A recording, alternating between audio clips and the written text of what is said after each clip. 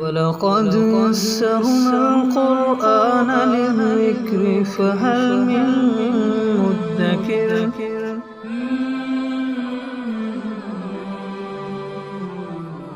بالله من الشيطان الرجيم بسم الله الرحمن الرحيم قل آمنا بالله وما أنزل علينا وما أنزل على إبراهيم وإسماعيل وإسحاق ويعقوب والأسباط وما أوتي موسى وعيسى والنبيون من ربهم لا نفرق بين أحد منهم ونحن له مسلمون۔ اے نبی صلی اللہ علیہ وسلم آپ فرما دیجئے کہ ہم اللہ پر ایمان لائے اور اس پر جو ہم پر نازل کیا گیا اور اس پر جو حضرت ابراہیم علیہ السلام پر اور حضرت اسماعیل، حضرت اسحاق، حضرت یعقوب علیہ السلام پر نازل کیا گیا، والاسباط اور جو ان کی اولاد پر نازل کیا گیا، وما اوتی موسیٰ و عیسیٰ اور اس پر بھی جو حضرت موسیٰ علیہ السلام کو، حضرت عیسیٰ علیہ السلام کو دیا گیا، والنبیون من ربہم اور دیگر انبیاء کرام کو ان کے رب کی طرف سے دیا گیا، ہم اس سب پر ایمان لاتے ہیں۔ لا نفرق بین احد منہم، ہم ان انبیاء کرام میں سے کسی ایک کے درمیان تفریق نہیں کرتے کہ یعنی اس کو نہ مانیں۔ وَنَحْنُ لَهُ مُسْلِمُونَ اور ہم سب اللہ کے فرما بردار ہیں۔ اب اللہ تعالیٰ کی فرما برداری اور اللہ پر ایمان کا تقاضا یہ ہے کہ اللہ تعالیٰ نے جتنے انبیاء کرام بھیجے سب پر ایمان لایا جائے۔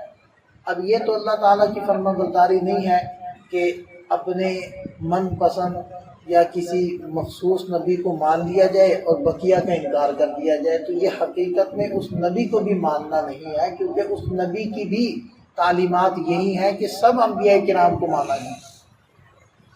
تو یہ خاصہ صرف اہل اسلام ہی کا ہے، مسلمانوں کا ہے کہ وہ سب انبیاء کرام کو مانتے ہیں اور ان کے اوپر ایمان لاتے ہیں۔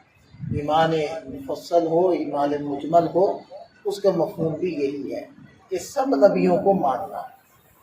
وَمَن يَبْتَغِ غَيْرَ الْإِسْلَامِ دِينًا فَلَن يُقْبَلَ مِنْهُ اور جو شخص دین اسلام کے علاوہ کوئی اور دین تلاش کرے گا، یعنی لے کر آئے گا، اختیار کرے گا، ہرگز اس سے قبول نہیں کیا جائے گا۔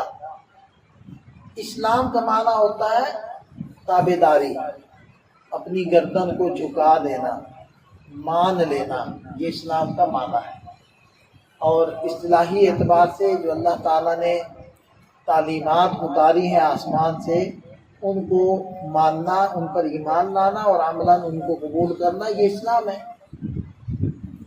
اب ہر نبی کو جو مذہب دیا گیا تھا ان کے زمانے میں وہ دین اسلام ہی تھا، لیکن جب ایک نبی تشریف لے آئے اور جب وہ واپس وہ چلے گئے اور دوسرے نبی ان کی جگہ آ گئے تو ان کو نئی شریعت دی گئی، نئے کچھ احکامات دیے گئے۔ یقیناً ہر نبی کی جو بنیادی اور اساسی تعلیمات تھی وہ سب کی ایک ہی تھی، لیکن کچھ فروعی مسائل کے اندر فرق ہوا ہے۔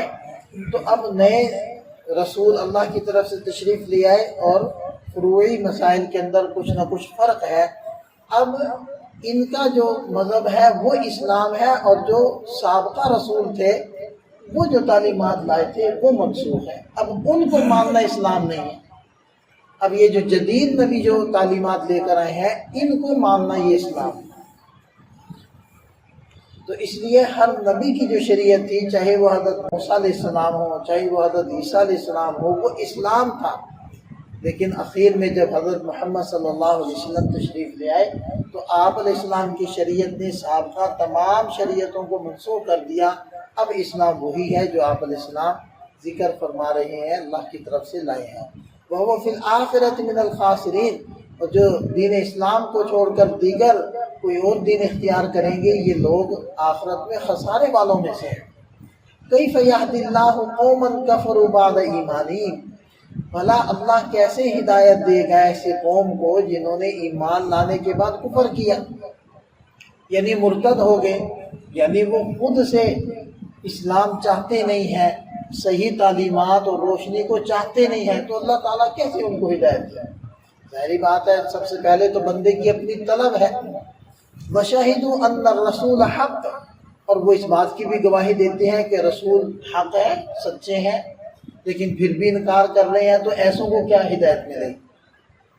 جیسے کہ سورہ نمل میں ہے وَجَحَدُوا بِهَا وَاسْتَيْقَنَتْهَا أَنفُسُهُمْ ظُلْمًا وَعُلُوًّا، کہ انہوں نے قرآن کی آیات کا انکار کیا حالانکہ ان کے دل یقین کرتے ہیں کہ یہ واقعتاً اللہ کا کلام ہے، اس کی بھیجی ہوئی کتاب ہے، لیکن پھر بھی انکار کر رہے ہیں. ظلمًا وعلوا، اپنے اوپر ظلم کر رہے ہیں، حق تلفی کر رہے ہیں، اور تکبر کی وجہ سے یہ لوگ ایسا کر رہے ہیں. تو ان سب کو یقین تھا، مشرکین مکہ ہوں ان کو بھی یقین تھا، نجران کے عیسائی ہوں ان کو بھی یقین تھا، مدینہ کے یہود ہوں ان کو بھی یقین تھا. اب یہ جو نجران کے عیسائیوں کا وفد آیا تھا تو اس وفد میں علقمہ کے 2 بیٹے بھی تھے. اب جب یہ دونوں چلے ہیں نجران سے تو ایک بھائی کے گھوڑے کو ٹھوکر لگی، تو اس نے یہ کہہ دیا ہلاک ہو جائے وہ دور والا، یعنی کہ جن کی طرف ہم جا رہے ہیں مراد نبی پاک صلی اللہ علیہ وسلم تھے کہ وہ نعوذ باللہ ہلاک ہو جائے. تو بڑے بھائی نے اس کو کہا کہ تیری ماں ہلاک ہو جائے، تو نے یہ کیا کہا؟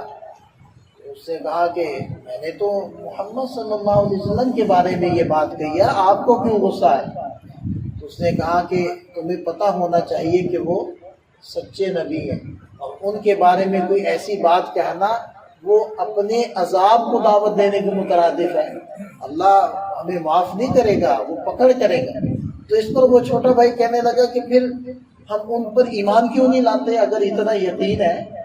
اس نے کہا کہ جو ہمیں چودراہٹ بادشاہ سے ملی ہوئی ہے، کیونکہ روم کے ماتحت تھے یہ لوگ، تو جو ہمیں آؤ بھگت ہماری ہوتی ہے اور جو ہمیں درجہ مرتبہ ملا ہوا ہے، اگر ہم ان پر ایمان لے آتے ہیں تو یہ سب عیش و عشرت گئے، یہ سب چیزیں ہم سے چھین جائیں گی. تو یہ مجبوری ہے، ورنہ وہ سچے اور درست نبی ہے. تو یہ کیفیت اور یہ الفاظ تو ان لوگوں کے تب کے ہیں جب وہ آ رہے تھے، ابھی آئے نہیں تھے. تو آپ اندازہ لگائیں کہ جب وہ مدینہ سے واپس جا رہے تھے تو ان کی کیفیت کیا تھی، ان کے یقین کا عالم کیا تھا. ایمان پھر بھی نہ لائے، اور جب مباہلے کی دعوت دی گئی تو اس سے بھی انہوں نے راہ فرار اختیار کیا. اس کی بنیاد بھی یہی تھی کہ یہ سچے نبی ہیں، اگر انہوں نے یہ دعا کر دی ہمارے لیے تو ہم نہیں بچیں. تو یہ ہے وَشَهِدُوا أَنَّ الرَّسُولَ حَقٌّ، اور یہ وہ گواہی بھی دے رہے ہیں کہ رسول سچے ہیں. وَجَاءَهُمُ الْبَيِّنَاتُ، اور ان کے پاس روشن دلائل بھی آ چکے ہیں. وَاللَّهُ لَا يَهْدِي الْقَوْمَ الظَّالِمِينَ، ایسے ظالموں کو اللہ تعالیٰ پھر ہدایت نہیں دیتے. اولئک جزاؤہم، ان لوگوں کا بدلہ یہ ہے ان علیہم لعنت اللہ، کہ ان پر اللہ کی پھٹکار، والملائکہ، اور فرشتوں کی، والناس اجمعین، اور سب انسانوں کی، خالدین فیہا، یہ اس پھٹکار میں ہمیشہ رہیں گے. لا یخفف عنہم العذاب، نہ تو ان سے عذاب کو ہلکا کیا جائے گا، ولا هم ینظرون، نہ ان کو مہلت دی جائے گی، فوری پکڑ ہوگی، تو فوری ان کی سزا شروع ہو جائے گی. اللہ تعالیٰ ضد سے ہماری حفاظت فرمائے، سچی توبہ کرنے کی اور کامل اطاعت کرنے کی ہم سب کو توفیق عطا فرمائے.